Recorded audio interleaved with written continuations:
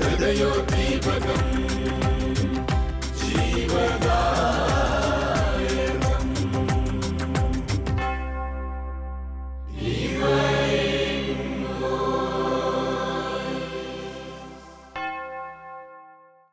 ഈശോമിശിഹായിക്ക് സ്തുതിയായിരിക്കട്ടെ.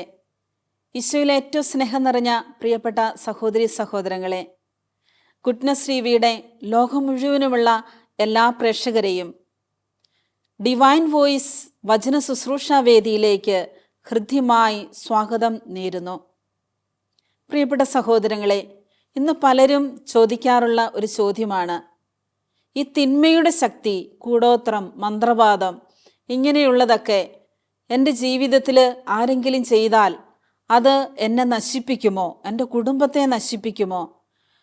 പലരും അത് ചെയ്തതിൻ്റെ പേരിലാണ് ഇന്ന് എൻ്റെ കുടുംബം നശിച്ചു പോയത്, എൻ്റെ ബിസിനസ് തകർന്നു പോയത്, മറ്റുള്ളവരെനിക്കെതിരായിട്ട് ചെയ്ത കൂടോത്രത്തിൻ്റെയും മന്ത്രവാദത്തിൻ്റെയൊക്കെ ഫലമായിട്ടാണ് ഇന്ന് ഞാനും എൻ്റെ കുടുംബവും നശിച്ചു പോയത്. ഇങ്ങനെയുള്ള പല സംശയങ്ങളും ചോദ്യങ്ങളുമായിട്ട് പലരും നമ്മുടെ അടുക്കൽ വരാറുണ്ട്. പ്രിയപ്പെട്ടവരെ, നമ്മൾ ഇതിൽ വിശ്വസിക്കണോ? ഇത് സത്യമായിട്ടുമുണ്ടോ? തീർച്ചയായിട്ടും തിന്മയുടെ ശക്തിയും ഉണ്ട്. ദൈവത്തിൻ്റെ ശക്തി എവിടെയുണ്ടോ അവിടെ തിന്മയുടെ ശക്തിയും പ്രവർത്തിക്കും. പക്ഷെ ഈ തിന്മയുടെ ശക്തിയെ ചെറുത്ത് തോൽപ്പിക്കാനുള്ള ഒരു വലിയ ശക്തി നമ്മുടെ ഉള്ളിൽ വസിക്കുന്ന യേശുവിൻ്റെ ശക്തിയാണ് എന്ന് നമ്മൾ വിശ്വസിക്കാൻ തയ്യാറാകണം. അതുകൊണ്ടാണ് നമുക്ക് കാണാൻ സാധിക്കുന്നുണ്ട്, തിരുവചനത്തിൽ ഇപ്രകാരം പറയുന്നുണ്ട്, നിന്റെ ഉള്ളിൽ വസിക്കുന്നവൻ ഈ ലോകത്തിലുള്ള മറ്റെല്ലാ ശക്തികളെക്കാട്ടിലും വലുതാണ്. ആരാണ് നമ്മുടെ ഉള്ളിൽ വസിക്കുന്നത്?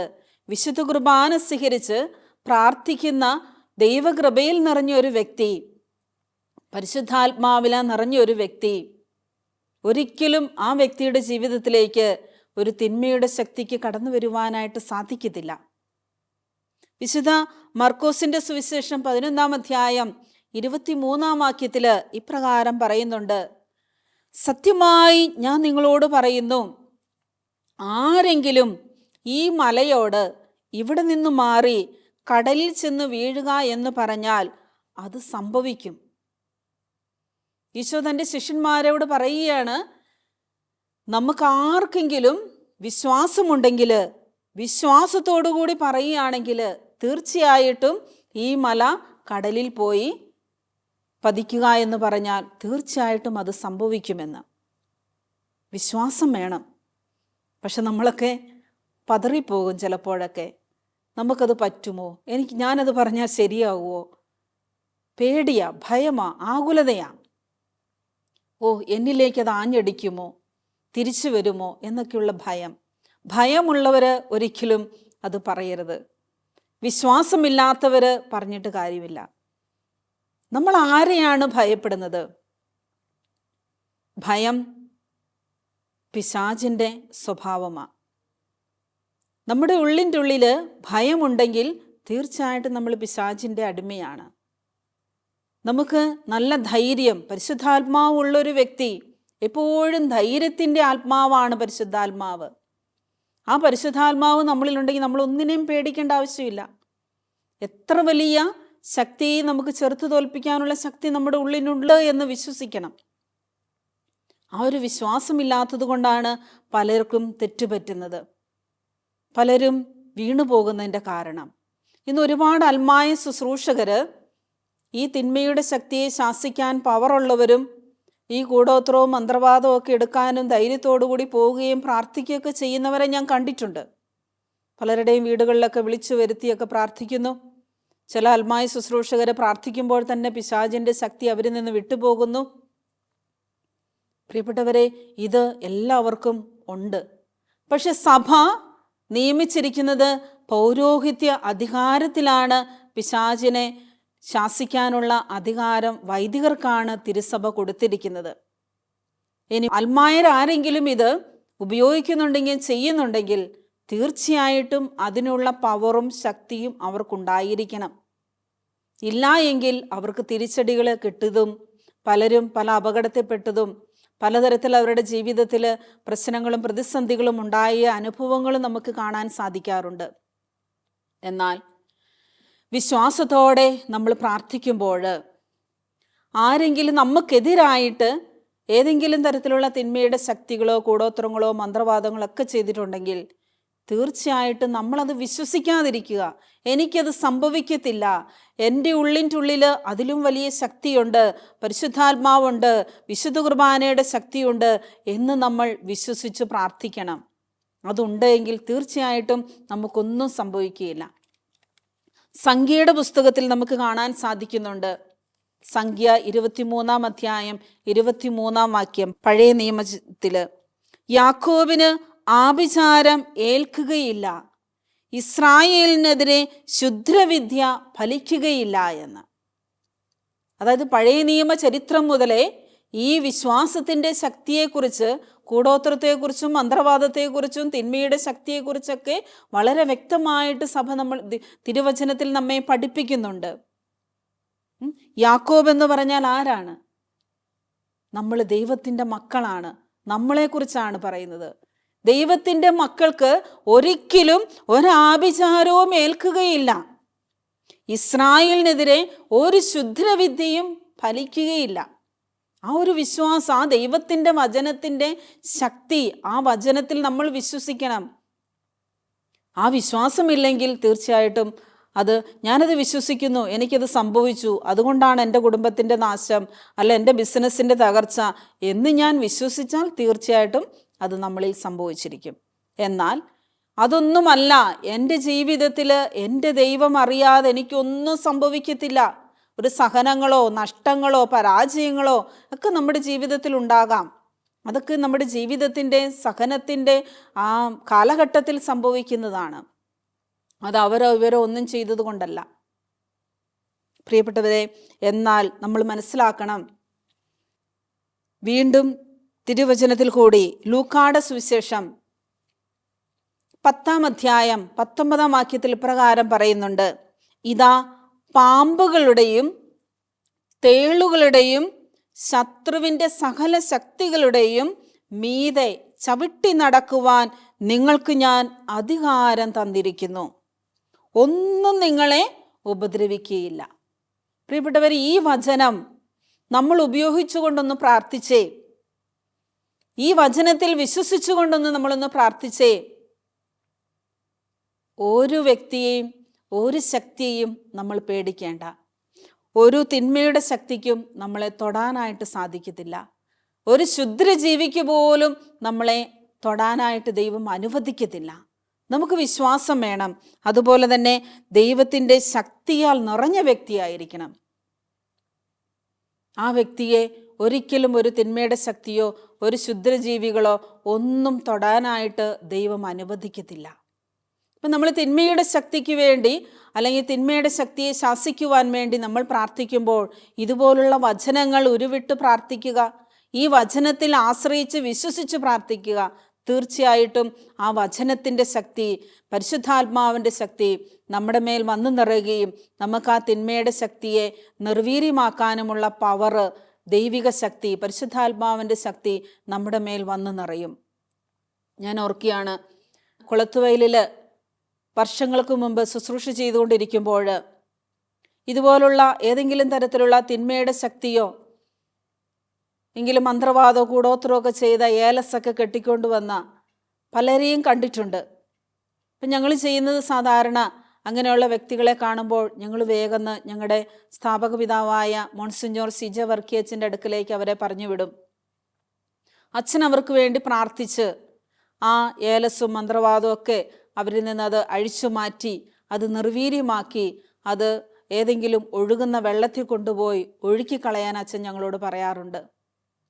ഒരിക്കൽ ഒരു സ്ത്രീ ധ്യാനം ആരംഭിച്ചു.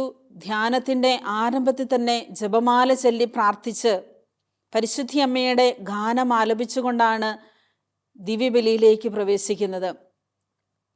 അപ്പോൾ ഈ ജപമാല ചൊല്ലിക്കഴിഞ്ഞ് പരിശുദ്ധി അമ്മയുടെ ഗാനം ആലപിച്ചുകൊണ്ടിരിക്കുമ്പോൾ ഗായകരായ സിസ്റ്റേഴ്സ് പാടിയ പാട്ട് അമ്മേ അമ്മേ എന്നുള്ളൊരു പാട്ടായിരുന്നു.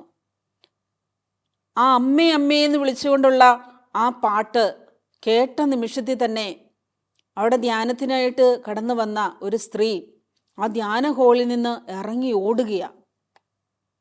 അപ്പോൾ ഈ സ്ത്രീക്ക് എന്തു പറ്റി? എന്താണ് ഒരു വെപ്രാളവും പരവേശവും ഒക്കെ കണ്ടു. അവിടെ നിന്ന് ഇറങ്ങി ഓടുന്ന കണ്ടപ്പോൾ ഞാൻ ആ സ്ത്രീയുടെ പുറകെ ഓടിച്ചെന്നു. ഞാൻ ചോദിച്ചു, എന്തു പറ്റി? എന്താ സംഭവിച്ചേ? എന്താ ബുദ്ധിമുട്ടുണ്ടായത്? അപ്പോൾ ആ സ്ത്രീ പറയുകയാണ്, സിസ്റ്ററെ, എൻ്റെ ജീവിതത്തിൽ അമ്മയെന്ന് പറയുന്ന ഒരു വാക്ക് എനിക്ക് കേൾക്കുന്നതേ ഇഷ്ടമല്ല. ഞാൻ ചോദിച്ചു, എന്താ കാരണം? എൻ്റെ അമ്മ, എന്നെ പ്രസവിച്ച എൻ്റെ അമ്മ എൻ്റെ ജീവിതത്തിൽ എനിക്ക് ചെയ്ത ദ്രോഹങ്ങൾ, എന്നോട് ചെയ്ത മന്ത്രവാദവും കൂടോത്രവും ഞാൻ നശിച്ചു പോകാൻ വേണ്ടി, എൻ്റെ കുടുംബജീവിതം നശിച്ചു പോകാൻ വേണ്ടി ആ അമ്മ എൻ്റെ മേൽ ഒരുപാട് മന്ത്രവാദങ്ങളും കൂടോത്രങ്ങളൊക്കെ ചെയ്ത്. ഈ തൃശ്ശൂർ സൈഡിൽ നിന്ന് വന്ന ഒരു സ്ത്രീ, ഒരു ടീച്ചറായിരുന്നു. ആ ടീച്ചർ ജോലി ചെയ്ത് കുടുംബം മുന്നോട്ട് പോയിക്കൊണ്ടിരിക്കുന്നത്. അപ്പം അമ്മയുടെ ആഗ്രഹം, ടീച്ചറുടെ കല്യാണം കഴിഞ്ഞാൽ പിന്നെ കുടുംബത്തിലേക്കുള്ള ആദായം കുറയും, വരുമാനമില്ല. അതുകൊണ്ട് മകളെ കെട്ടിച്ചു വിടാനായിട്ട് അമ്മ തയ്യാറല്ല. അങ്ങനെ വീട്ടിലെ ഒരു കറവ പശു പോലെ അമ്മ ഈ മകളെ വീട്ടിൽ നിർത്തിയിരിക്കുക. മറ്റ് സഹോദരങ്ങളുടെയോ കൂട്ടുകാരുടെയോ ടീച്ചേഴ്സിൻ്റെയൊക്കെ സഹായത്തോടു കൂടി ഈ മകൾക്കൊരു വിവാഹം വന്നു. അമ്മ മനസ്സില്ലാ മനസ്സോടെ വിവാഹം കഴിച്ച് ഈ മകളെ പറഞ്ഞു വിട്ടു. പക്ഷേ പറഞ്ഞു വിട്ടു പോകുന്നതിൻ്റെ ആദ്യത്തെ ദിവസം തന്നെ ജീവിത പങ്കാളിയുടെ കൂടെ അദ്ദേഹത്തിൻ്റെ വീട്ടിലേക്ക് പോകുന്ന സമയത്ത് അമ്മ ഈ മകൾക്കൊരു സമ്മാനം കൊടുത്തു. കയ്യിലൊരു ചെറിയ പൊതി. ഇത് വെച്ച് മകളുടെ കയ്യിൽ കൊടുത്തിട്ട് പറഞ്ഞു, കല്യാണം കഴിഞ്ഞ ഉടനെ തന്നെ അടുത്ത ഗർഭിണിയായിട്ടൊന്നും ഇങ്ങോട്ട് വന്നേക്കരുത്. ഇത് നീ ഗർഭം ധരിക്കാതിരിക്കാനുള്ള ഗുളികയാണ്. ഇത് കഴിച്ചിട്ട് നീ നിൻ്റെ ജീവിതം നോക്കിക്കോണമെന്ന്. ആ മകളുടെ പറയുകയാണ്, എൻ്റെ ചങ്ക് തകർന്നു പോയി. ഒരമ്മ ഒരിക്കലും ചെയ്യാൻ പാടില്ലാത്ത രീതിയിൽ ഞാൻ ഒരിക്കലും ഗർഭിണിയാകരുതെന്ന് ആഗ്രഹിച്ചുകൊണ്ട്, എൻ്റെ കുടുംബജീവിതം നശിച്ചു പോകണമെന്ന് ആഗ്രഹിച്ചുകൊണ്ട് ആ അമ്മ എനിക്ക് തന്ന സമ്മാനമാണ് ഇത് എന്ന്. അതിനുശേഷം അത് പരാജയപ്പെട്ട് ഈ മകൾ സുഖമായിട്ട് സന്തോഷമായിട്ട് ജീവിക്കുന്ന കണ്ടപ്പോൾ ഈ അമ്മ ഈ മകളുടെ വീട്ടിൽ ചെന്ന് അതും ഇതുമൊക്കെ എന്തൊക്കെയോ കൂടോത്രം ചെയ്തു, അമ്പലത്തിൽ പോയിട്ട് കിട്ടിയ സാധനങ്ങളൊക്കെ കൊണ്ടുപോയി വീട്ടിൽ കൊണ്ടുപോയിടും. ഭയങ്കര ശല്യം സഹിക്കാതെ വന്നപ്പോൾ, സിസ്റ്ററെ, ഞാൻ ഈ അമ്മ പോകുന്നതിനേക്കാട്ടും വലിയ മന്ത്രവാദിയുടെ അടുക്ക പോയി അതിലും വലിയ ഏലസൊക്കെ കെട്ടി എൻ്റെ വീട്ടിലെ രൂപത്തിൻ്റെ മുമ്പിലൊക്കെ ഞാനത് വെച്ചിരിക്കുകയാണ് എന്ന്. ഈ സ്ത്രീയുടെ ശരീരത്തും അതുണ്ട്. അരയിലോ കഴുത്തിലോ ഒക്കെ ഏലസൊക്കെ കെട്ടിവെച്ചിട്ടുണ്ട്. അമ്മ ചെയ്യുന്നതൊന്നും തനിക്ക് കേൾക്കാതിരിക്കാൻ വേണ്ടിയിട്ട് പ്രതിവിധിയായിട്ട് ചെയ്തിരിക്കുകയാണ്. ഇതുകൊണ്ടാണ് പരിശുദ്ധി അമ്മയുടെ ആ ഗാനം ആലപിച്ചപ്പോഴും, അമ്മയെന്നുള്ള ആ പേര് കേട്ടപ്പോഴും ഈ സ്ത്രീക്ക് അവിടെ ഇരിക്കാൻ പറ്റുന്നില്ല. ഭയങ്കര അസ്വസ്ഥതയാണ്. ഉടനെ തന്നെ ഞാൻ ഈ മകളെ വർക്കിച്ചൻ്റെ അടുക്കിലേക്ക്, ഞങ്ങളുടെ സ്ഥാപക പിതാവായ അച്ഛൻ്റെ അടുക്കിലേക്ക് കൊണ്ടുപോയി. അന്ന് അച്ഛൻ ജീവിച്ചിരിക്കുന്ന സമയമാണ്. അച്ഛൻ്റെ അടുത്ത് കൊണ്ടുപോയി ഈ സ്ത്രീയ്ക്ക് വേണ്ടി പ്രാർത്ഥിച്ചു. ഇതെല്ലാം അഴിച്ചു മാറ്റി വിശുദ്ധീകരിച്ചതിന് ശേഷം ആ സ്ത്രീ സമാധാനമായി ശാന്തമായിട്ടിരുന്ന് ധ്യാനത്തിൽ പങ്കെടുത്തു. ധ്യാനം കഴിഞ്ഞ ഉടനെ വീട്ടിൽ ചെന്ന് കഴിയുമ്പോൾ ഈ തിരുഹൃദയത്തിൻ്റെ രൂപത്തിൻ്റെ ബാക്കിൽ എവിടെയോ പോയിട്ട് കൊണ്ടുവന്ന ഈ കൂടോത്രവും മന്ത്രവാദവും ചെയ്ത സാധനം ഇരിപ്പുണ്ട്. ചെന്നപാട് അതെടുത്ത് നിർവീര്യമാക്കി കളയണം. വികാരിയച്ഛൻ്റെ അടുക്ക കൊണ്ടുപോയി കൊടുത്ത് വികാരിയച്ഛനോട് പറഞ്ഞ് വീട് വെഞ്ചരിക്കണമെന്നൊക്കെ പറഞ്ഞു. പ്രിയപ്പെട്ടവർ, ഇതുപോലെ അനേകം മന്ത്രവാദങ്ങളും കൂടോത്രങ്ങളും ഒക്കെ ഇന്നും നമ്മുടെ ഈ സമൂഹത്തിൽ നമ്മൾ ജീവിക്കുന്ന ചുറ്റുപാടുകളിലുണ്ട്. ഒരിക്കൽ തൃശ്ശൂർ ഇടവകയിൽ ഞാൻ ധ്യാനിപ്പിച്ചുകൊണ്ടിരിക്കുമ്പോൾ അവിടേക്ക് പോകുന്ന വഴിക്ക് വികാരിയച്ഛന് വാഹനത്തിലിരുന്നു കൊണ്ട് പറഞ്ഞു, സിസ്റ്റർ, ഇവിടെ തൊട്ടടുത്ത് കുറേ മഠങ്ങളൊക്കെ ഉണ്ട്. സിസ്റ്റർ കണ്ടോ, ഇതാ ഒരു മഠം, ഇതൊരു മഠം, കുറേ മഠങ്ങൾ, കെട്ടിടങ്ങളൊക്കെ കാണിച്ചു തന്നു. അപ്പം ഞാൻ കരുതി ഇതൊക്കെ സിസ്റ്റേഴ്സിൻ്റെ കോൺവെൻ്റ് ആയിരിക്കും മഠം എന്ന് അച്ഛൻ ഉദ്ദേശിക്കുന്നതെന്ന് ഞാൻ കരുതി. പക്ഷേ അച്ഛൻ പറഞ്ഞു, സിസ്റ്റർ, ഇവിടെയുള്ളവർ വിശുദ്ധ കുർബാന വന്ന് സ്വീകരിക്കും, വിശുദ്ധ ബലി അർപ്പിച്ച് പ്രാർത്ഥിക്കും, അതിനുശേഷം ഇവരിതുപോലുള്ള മഠങ്ങളിലേക്ക് പോകും. ഇവിടെയൊക്കെ കൂടോത്രങ്ങളും മന്ത്രവാദങ്ങളൊക്കെ ചെയ്ത് അവരുടെ കയ്യിൽ നിന്ന് മേടിക്കുന്ന പ്രസാദങ്ങളും മേടിച്ച് കഴിച്ചിട്ട് പോകുന്ന മക്കളാണ് ഈ ഇടവകയിലുള്ള കൂടുതലും ആൾക്കാരെന്ന്. പ്രിയപ്പെട്ടവർ, ഇതാണ് ഇന്ന് നമ്മുടെ സമൂഹത്തിൽ നടന്നുകൊണ്ടിരിക്കുന്നത്. ഏത് ശക്തിയാണ് വലുതെന്ന് നമുക്കറിയത്തില്ല. നമ്മുടെ ഉള്ളിൻ്റെ വസിക്കുന്ന ആ ദൈവത്തിൻ്റെ ശക്തിയെ നമ്മൾ തിരിച്ചറിയുന്നില്ല. ഇത്രയും വലിയ ശക്തി നമ്മുടെ കൂടെയുള്ളപ്പോൾ പിന്നെ നമ്മൾ ഏത് ശക്തിയുടെ പുറകെയാണ് ഇങ്ങനെ പൊയ്ക്കൊണ്ടിരിക്കുന്നത്? എവിടെയാണ് അനുഗ്രഹം കിട്ടുന്നത്? ഏത് ശക്തിയാണ് വലുത് എന്ന് നമ്മൾ അന്വേഷിച്ചുകൊണ്ട് നടക്കുകയാണ്. പ്രിയപ്പെട്ടവരെ, ദൈവത്തിൻ്റെ ശക്തി നമ്മൾ തിരിച്ചറിയാതെ പോകുന്നു. ഇവിടെയാണ് നമുക്കൊക്കെ തെറ്റുപറ്റിയിരിക്കുന്നതെന്നാണ് ഈശോ നമ്മളോട് പറയുന്നത്. ദൈവത്തിൻ്റെ ശക്തി ഏതാണ്? ഏറ്റവും വലിയ ശക്തി ദൈവത്തിൻ്റെ വചനത്തിൻ്റെ ശക്തി, ദിവ്യകാരുണ്യത്തിൻ്റെ ശക്തി, ഈ ജപമാലയുടെ ശക്തി. ആറ്റം ബോംബിനേക്കാൾ ശക്തിയേറിയതാണ് ജപമാല എന്ന ഈ ആയുധം. ഇത് നമ്മുടെ കയ്യിലുള്ളപ്പോൾ, വിശുദ്ധ കുർബാന ദിവസവും നമ്മൾ സ്വീകരിച്ച് പ്രാർത്ഥിക്കുമ്പോൾ, നമ്മൾ ഒരിക്കലും ഒരു തിന്മയുടെ ശക്തിയും പേടിക്കേണ്ട ആവശ്യമില്ല, ഭയപ്പെടേണ്ട ആവശ്യമില്ല. ദൈവത്തിൻ്റെ ശക്തി നമ്മുടെ മേൽ എപ്പോഴും തിരുവചനം നമ്മളെടുത്ത് ഉപയോഗിച്ച് പ്രാർത്ഥിക്കുക. ഇതുപോലുള്ള ഏതെങ്കിലും തിന്മയുടെ ശക്തി ആരെങ്കിലും നമുക്ക് വേണ്ടി ചെയ്തിട്ടുണ്ടോ എന്ന് നമ്മൾ തോന്നുമ്പോൾ, നമ്മൾ ഇതുപോലുള്ള അന്ധകാര ശക്തികളെ പോരാടുവാനായിട്ട് തിരുനാമത്തിൻ്റെ ശക്തിയിൽ നമ്മൾ കൽപ്പിക്കണം. യേശുനാമത്തിൻ്റെ ശക്തി ഞാൻ കൽപ്പിക്കുന്നു എന്ന് പറയണം. നമ്മളെ ഒന്നും തൊടത്തില്ല, ഒരാൾക്ക് നമ്മളെ നശിപ്പിക്കുവാനായിട്ട് സാധിക്കത്തില്ല.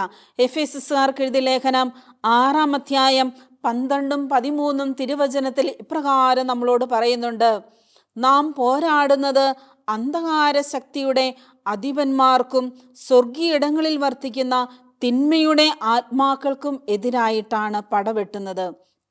അതിനാൽ ദൈവത്തിൻ്റെ എല്ലാ ആയുധങ്ങളും ധരിക്കുവിൻ.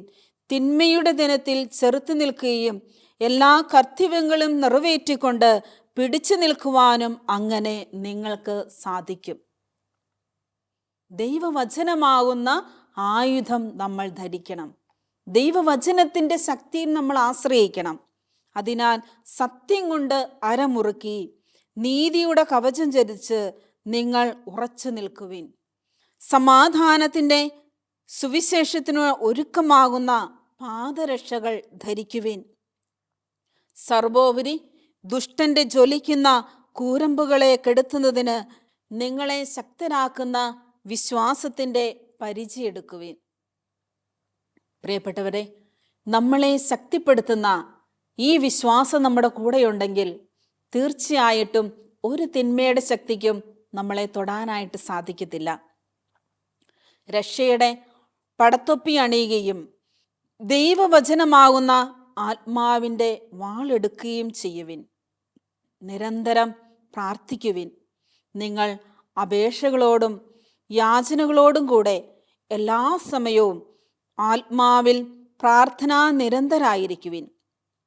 അവിശ്രാന്തം ഉണർന്നിരുന്ന് എല്ലാ വിശുദ്ധർക്കും വേണ്ടി പ്രാർത്ഥിക്കുവിൻ.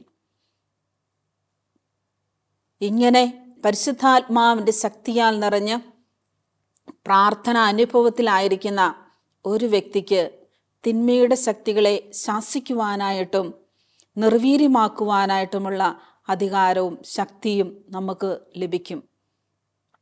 ഞാൻ ഓർക്കുകയാണ്, ഒരിക്കൽ ഡിവൈൻ റിട്രീറ്റ് സെൻറ്ററിൽ ഒരു MBBS പഠിക്കുന്ന ഒരു പെൺകുട്ടിയെ അവളുടെ അമ്മ ധ്യാനത്തിനായിട്ട് കൊണ്ടുവന്നു. അവൾ ആ ബാച്ചിലെ ടോപ്പറാണ്, നന്നായിട്ട് പഠിക്കുന്ന കുട്ടി. മറ്റു കുട്ടികൾക്കെല്ലാം ഇവളോട് ജലസിയാണ്. അവരെല്ലാവരും എങ്ങനെയെങ്കിലും ഇവളെ ഡൗൺ ആക്കാൻ വേണ്ടി പരിശ്രമിച്ചുകൊണ്ടിരിക്കുകയാണ്. ഒരു ദിവസം ഇവർ പിക്നിക്കിന് പോയി, ബാച്ചുകാരെല്ലാവരും കൂടി. അപ്പം പിക്നിക്കിന് പോയ സമയത്ത് ഇവളുടെ ഇവൾ ഫസ്റ്റ് നിൽക്കുന്നു, സെക്കൻഡായിട്ട് നിൽക്കുന്ന ആൺകുട്ടി അവരൊന്നിച്ച് വലിയ കൂട്ടായിട്ട് അഭിനയിച്ച് ഇവളെ കൂട്ടിക്കൊണ്ടുപോയി ഒരു ഷോപ്പിൽ കയറ്റി അവരൊന്നിച്ചിരുന്ന് ജ്യൂസ് കുടിച്ചു. അങ്ങനെ ആ ജ്യൂസ് കുടിച്ചത് മാത്രമേ ഇവൾക്ക് അറിയത്തുള്ളൂ. ആ ജ്യൂസിൽ എന്തോ പൊടിയോ സാധനങ്ങൾ എന്തോ ചെയ്തു. അതിനുശേഷം ഈ മകളുടെ സമനില തെറ്റി. പിന്നീട് എന്താ സംഭവിച്ചതെന്നൊന്നും ഇവൾക്ക് അറിയത്തില്ല. അവൾക്ക് പഠിക്കാൻ പറ്റുന്നില്ല, മാനസികമായിട്ട് അവൾ തകർന്നു. പലതരത്തിലുള്ള സൈക്കോളജി ട്രീറ്റ്മെൻറ്റിന് ഇവൾ അഡ്മിറ്റായി. പക്ഷേ ഇതിൽ നിന്നൊന്നും വിടുതൽ കിട്ടാതെ വന്നു. അസ്വസ്ഥമായ മനസ്സുമായിട്ട് ആ മകള് നിരാശപ്പെട്ട് പഠനമൊക്കെ പാതി വഴിക്ക് വെച്ച് ഉപേക്ഷിക്കപ്പെട്ട് അവൾ തിരിച്ചു വന്നു. അവളുടെ അമ്മ ഈ കുഞ്ഞിനെ എൻ്റെ അടുക്കൽ കൊണ്ടുവന്ന് പ്രാർത്ഥിക്കുവാനായിട്ട് തുടങ്ങിയപ്പോൾ ഇതേതെങ്കിലും തരത്തിലുള്ള പൈശാചിക ശക്തിയാണോ എന്നറിയാൻ വേണ്ടി ഞാൻ ഈ മകളെ സമർപ്പിച്ചു പ്രാർത്ഥിച്ചു. ഈ മകളോട് പറഞ്ഞു, ഒരു നന്മ നിറഞ്ഞ മറിയമേ എന്ന പ്രാർത്ഥന ചെല്ലുക. ഒരു 10 എണ്ണം ചെല്ലാൻ പറഞ്ഞു. ഈ മകൾക്ക് 2 എണ്ണം 3 എണ്ണമൊക്കെ ചെല്ലാൻ പറ്റി. പിന്നെ അവൾക്ക് ചെല്ലാൻ പറ്റുന്നില്ല. അവളുടെ ശരീരത്തിൽ നിന്ന് പലതരത്തിലുള്ള കോഷ്ടികൾ, അതായത് ചേഷ്ടകൾ ഇങ്ങനെ കാണിക്കുകയാണ്. നാവ് നീട്ടുന്നു, വൈകൃതമായ രീതിയിലൊക്കെ ഇവൾ കാണിക്കാൻ തുടങ്ങി. അപ്പം ഞാൻ അവളുടെ കയ്യിലേക്ക് അല്പം ഹോളി വാട്ടർ കൊടുത്തു. ഇത് അവൾക്ക് കുടിക്കാനായിട്ട് പറ്റുന്നില്ല. അപ്പം തന്നെ അവളിങ്ങനെ വയലൻ്റ് ആകാൻ തുടങ്ങി. ഞാൻ പെട്ടെന്ന് തന്നെ അവളെ കൗൺസിലിംഗ് സെഷനിൽ നിന്ന് മാറ്റി ഒരു പ്രൈവറ്റ് റൂമിലേക്ക്, ഗസ്റ്റ് റൂമിലേക്ക് ഞാൻ മാറ്റിക്കൊണ്ടുപോയി. അവിടെ വെച്ച് ഈ ഹോളി വാട്ടർ ഞാൻ അവളുടെ വായിൽ ഒഴിച്ചു കൊടുത്തു. അത് ഒഴിച്ചു കൊടുത്ത സമയത്ത് തന്നെ അവൾക്ക് ഛർദ്ദിക്കണമെന്ന് വരാൻ തുടങ്ങി. ഞാൻ പറഞ്ഞു, ഉടനെ തന്നെ ബാത്റൂമിൽ പോയി ഛർദ്ദിക്കാൻ പറഞ്ഞു. ഏകദേശം 1 മണിക്കൂർ സമയം ഞാൻ ഈ മകൾക്ക് വേണ്ടി പ്രാർത്ഥിച്ചപ്പോൾ ഈ മകളുടെ വയറ്റിൽ നിന്ന് ഒരുപാട് ഇങ്ങനെ ഛർദ്ദിച്ച് ഇത് പുറത്തേക്ക് ഇങ്ങനെ പൊയ്ക്കൊണ്ടിരിക്കുക. അപ്പം ഞാൻ ചോദിച്ചു, ഇതെങ്ങനെ, എന്താ ഈ ഛർദ്ദിക്കുന്നത്? എനിക്ക് തന്നെ മനസ്സിലാകുന്നില്ല. എനിക്കൊരു ഫസ്റ്റ് എക്സ്പീരിയൻസ് ആയിരുന്നു. അപ്പം ഞാൻ ഈ മകളോട് ചോദിച്ചു, മോൾ നീ എന്നതാ ഈ ഛർദ്ദിക്കുമ്പോൾ പോകുന്നുണ്ട് എന്തെങ്കിലും? അതിങ്ങനെ ഓക്കാൻ വലിയ ഒച്ചപ്പാടും മകളൊക്കെ കേൾക്കാം ബാത്റൂമിൽ നിന്ന്. അപ്പോൾ അവൾ പറഞ്ഞു, സിസ്റ്റർ ഏതോ പച്ച നിറത്തിലുള്ള എന്തോ സാധനം എൻ്റെ വയറ്റിൽ നിന്ന് ഇങ്ങനെ പോകുന്നുണ്ട്. അങ്ങനെ കുറേ സമയം അവൾ വീണ്ടും വന്ന് പ്രാർത്ഥിക്കും, വീണ്ടും ഹോളി വാട്ടർ കൊടുക്കും, വിശ്വാസ പ്രമാണം ചെല്ലിക്കും. അപ്പോഴത്തേനും അവൾ വീണ്ടും പോയി ഛർദ്ദിക്കും. ഇങ്ങനെ ഒരുപാട് സമയം ഛർദ്ദിച്ച് അവളുടെ വയറ്റിൽ നിന്ന് അത് മുഴുവൻ പുറത്തേക്ക് പോയി. അതിനുശേഷമാണ് ഈ മകൾക്ക് കൂടുതൽ വിടുതൽ കിട്ടിയത്. പിന്നീട് ഞാൻ ബഹുമാനപ്പെട്ട അച്ഛൻ്റെ അടുക്ക കൊണ്ടുപോയി ഡെലിവറൻസ് പ്രെയർ ചെല്ലിച്ച് അച്ഛൻ പ്രാർത്ഥിച്ചു കഴിഞ്ഞപ്പോൾ പൂർണ്ണമായിട്ടും സൗഖ്യം പ്രാപിച്ച് വീണ്ടും അവളുടെ പഠന മേഖലയിലേക്ക് അവൾ കടന്നു പോവുകയും അവളുടെ പഠനത്തിൽ ശ്രദ്ധിക്കാനും ജീവിതത്തിൽ വിദ്യാഭ്യാസ മേഖലയിലേക്ക് അവൾക്ക് രക്ഷ കൈവരിക്കുവാനും അത് പൂർത്തിയാക്കാനൊക്കെ കൃപ ലഭിച്ചു. പ്രിയപ്പെട്ടവരെ, ഇതുപോലെ നമുക്ക് പലതരത്തിലുള്ള ജീവിത സാഹചര്യങ്ങളിൽ അസൂയയും വെറുപ്പും വിദ്വേഷവും ഒക്കെ കടന്നു വന്ന് ഇന്ന് മനുഷ്യനെ തന്നെ ഇതുപോലെയുള്ള തിന്മയുടെ ശക്തികൾക്ക് അടിമപ്പെടുത്തിക്കൊണ്ട് പോകുന്ന പല സംഭവങ്ങളും എൻ്റെ കണ്ണിൽ കൊണ്ട് എനിക്ക് കാണാൻ സാധിച്ചിട്ടുണ്ട്. ചില വ്യക്തികളൊക്കെ പ്രാർത്ഥിക്കുമ്പോൾ ഇങ്ങനെ പാമ്പ് എഴയുന്ന രീതിയിൽ, പാമ്പിൻ്റെ പത്തി വിടർത്തുന്ന പോലെ ഇവന് കാലും കയ്യുമൊക്കെ ഇങ്ങനെ വിടർത്തിക്കൊണ്ട് ചലിക്കുന്നതൊക്കെ ഞാൻ കണ്ടിട്ടുണ്ട്. അപ്പം അങ്ങനെയൊക്കെ വരുമ്പോൾ എനിക്കൊരു പേടിയും തോന്നിയിട്ടില്ല അവർക്ക് വേണ്ടി പ്രാർത്ഥിക്കാൻ. അല്ല, ഒരു ദിവസം ഒരച്ഛൻ വന്ന്, ഞാൻ അച്ഛനെ വിളിച്ചു, അച്ഛൻ വന്നൊന്ന് പ്രാർത്ഥിക്ക്. അച്ഛൻ പറഞ്ഞേ അത് ഒരു കുഴപ്പമില്ല, അത് സൈക്കോളജിക്കലാന്ന് പറഞ്ഞു. പക്ഷേ നമുക്കറിയാം, ഒരു ഹോളി വാട്ടർ കൊടുക്കുമ്പോൾ, ഒരു നന്മ നിറഞ്ഞ മറിയമേ എന്ന പ്രാർത്ഥന ചെല്ലുമ്പോൾ അവർക്കത് ചെല്ലാൻ പറ്റുന്നില്ല എങ്കിൽ തീർച്ചയായിട്ടും ആ വ്യക്തിയുടെ ഉള്ളിൻ്റെ ഉള്ളിൽ ഏതെങ്കിലും ദുഷ്ടശക്തികൾ പ്രവർത്തിക്കുന്നുണ്ട് എന്ന്.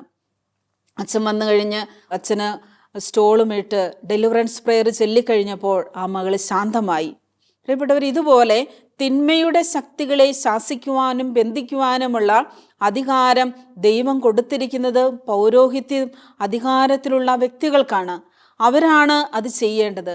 നമ്മൾ അതിനെ ഓവർടേക്ക് ചെയ്ത്, അല്ലെങ്കിൽ നമ്മൾ തന്നെ എനിക്കതിനുള്ള പവറുണ്ട്, ശക്തിയുണ്ടെന്നും കരുതി നമ്മൾ അതിൻ്റെ പുറകെ ചെയ്യാൻ പോകുമ്പോൾ ചിലപ്പോൾ അത് തിരിച്ചടിയായിട്ട് നമുക്ക് സംഭവിച്ചിട്ടുമുണ്ട് പലർക്കും. എന്നാൽ നമ്മൾ വിശ്വസിക്കുന്ന ദൈവത്തിൻ്റെ ശക്തി നമ്മുടെ മേലുണ്ട് എങ്കിൽ നമുക്ക് അത്യാവശ്യമൊക്കെ അവരെ അതിൽ നിന്ന് വിടുതൽ പ്രാപിക്കാൻ സഹായിക്കാം, ശക്തിപ്പെടുത്താം. പക്ഷേ അത് പൂർണ്ണമായിട്ടും നിർവീര്യമാക്കാൻ ഇന്ന് തിരുസഭയിൽ ഇതുപോലുള്ള ശക്തികൾ ഒരുപാട് വർദ്ധിച്ചു വരുന്നുകൊണ്ടിരിക്കുന്ന കാലഘട്ടമാണ്. അതുകൊണ്ട് തന്നെയാണ് പരിശുദ്ധ പിതാവ് ലിയോ 14 പാപ്പ ഇപ്പോൾ വളരെ വ്യക്തമായിട്ട് പറയുന്നുണ്ട്, സെമിനാരികളിലും വൈദികരുടെ ഇടയിലും ഇതുപോലുള്ള ഡെലിവറൻസ് പ്രെയറുകൾ നടത്തുവാനും അതിനുള്ള പഠനങ്ങളും കൂടുതൽ ശക്തമാക്കണമെന്ന്. വൈദികർ അത് നിർവീര്യമാക്കാനുള്ള പ്രാർത്ഥനകളും ഡെലിവറൻസ് പ്രെയറുകളും കൂടുതലും ദൈവജനത്തിന് നൽകാനായിട്ട് പരിശ്രമിക്കണമെന്ന്. അതിനുവേണ്ട കൃപകളുള്ള വൈദികരെ പ്രത്യേകം ഓരോ രൂപതയിലും പല വൈദികരെ നിയോഗിക്കപ്പെട്ടിട്ടുണ്ട്. പ്രത്യേകിച്ച് മെത്രാന്മാരുടെ അധികാരത്തിലും അഭിഷേകത്തിലുമുള്ളവർ, ആ അധികാരം കൊടുത്തിരിക്കുന്ന വൈദികരാണ് അവർക്ക് വേണ്ടി പ്രാർത്ഥിക്കുമ്പോൾ കൂടുതൽ വിടുതൽ പ്രാപിക്കുന്നത് നമ്മൾ കണ്ടുവരുന്നത്. എന്നാൽ എല്ലാ വൈദികർക്കും തിന്മയുടെ ശക്തിയെ ശാസിക്കാനുള്ള അധികാരവും അഭിഷേകവും അവരുടെ പൗരോഹിത്യ അധികാരത്തിൽ തന്നെയുണ്ട്. എന്നാൽ അതിനു വേണ്ട ഒരുക്കങ്ങളും പ്രാർത്ഥനകളും കൃപകളും ശക്തിയും അവർ ഉണ്ടായിരിക്കണം. അതില്ലാതെ നമ്മൾ ഓടിച്ചെന്ന് അങ്ങനെ പ്രാർത്ഥിക്കാനും ഡെലിവറൻസ് ചെയ്യാനൊന്നും നമുക്ക് സാധിക്കത്തില്ല. എന്നാൽ ഇതുപോലുള്ള അവസരങ്ങളിൽ നമ്മൾ പേടിക്കാതെ ഭയപ്പെടാതെ തിന്മയുടെ ശക്തി നമ്മുടെ കുടുംബത്തിലോ സമൂഹത്തിലോ ഒക്കെ ആഞ്ഞടിക്കുന്നുണ്ട് എന്ന് തോന്നുമ്പോൾ നമ്മൾ ആശ്രയിക്കേണ്ടത് വിശുദ്ധ ബലി അർപ്പണത്തിലാണ്. തിന്മയുടെ ശക്തിയെ ശാസിക്കാനുള്ള ഏറ്റവും നല്ല മാർഗമാണ് വിശുദ്ധ കുർബാനയെ അർപ്പിച്ച് പ്രാർത്ഥിക്കുക. ഏതെങ്കിലും ഒരു വ്യക്തി തിന്മയുടെ ശക്തിക്ക് അടിമയാണ് എന്ന് നമ്മൾ കണ്ടു കഴിഞ്ഞാൽ, പാപത്തിന് അടിമയാണ്, അല്ലെങ്കിൽ ദുശീലത്തിന് അടിമയാണ്, തടക്കദോഷങ്ങൾക്ക് അടിമയാണ്, അവർക്ക് വിടുതൽ കിട്ടണമെന്ന് നമ്മൾ ആഗ്രഹിക്കുന്നുവെങ്കിൽ അവർക്ക് വേണ്ടി ബലി അർപ്പിച്ച് പ്രാർത്ഥിക്കുക. വിശുദ്ധ ബലി അവർക്ക് വേണ്ടി അർപ്പിച്ച് പ്രാർത്ഥിക്കുമ്പോൾ അതിൽ നിന്ന് തന്നെ അവർക്ക് വിടുതൽ കിട്ടും. പിന്നെ നമ്മൾ ഇതുപോലുള്ള ഡെലിവറൻസ് പ്രെയറുകൾ അത് ചെയ്യുന്ന, അതിന് കൃപകളുള്ള വൈദികരുടെ അടുക്കൽ കൊണ്ടുപോവുക, പ്രാർത്ഥിക്കുക. അതുപോലെ തന്നെ അവർക്ക് വേണ്ടി വിശുദ്ധ ജപമാല അർപ്പിച്ച് പ്രാർത്ഥിക്കുക, നല്ല കുമ്പസാരം നടത്തി പ്രാർത്ഥിക്കുക. ഇങ്ങനെ ഇതിൽ കൂടിയൊക്കെ നമുക്ക് നമ്മുടെ കുടുംബത്തെയും വ്യക്തികളെയും രക്ഷിക്കുവാനായിട്ട് സാധിക്കും. അതിനുവേണ്ടി നമുക്ക് പരിശ്രമിക്കാം.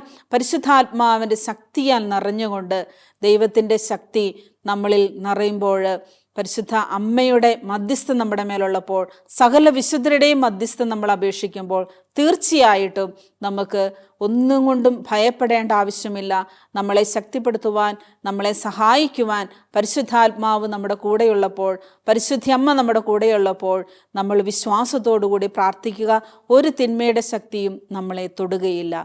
നന്മ നിറഞ്ഞ മറിയമേ സ്വസ്തി, കർത്താവ് അങ്ങയുടെ കൂടെ സ്ത്രീകളിൽ അങ്ങ് അനുഗ്രഹിക്കപ്പെട്ടവളാകുന്നു. അങ്ങയുടെ ഉദരത്തിൻ ഫലമായി ഈശോ അനുഗ്രഹിക്കപ്പെട്ടവനാകുന്നു.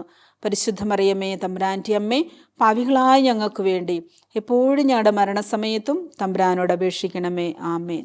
പിതാവിൻ്റെയും പുത്രൻ്റെയും പരിശുദ്ധാത്മാവിൻ്റെയും നാമത്തിൽ ആമേൻ.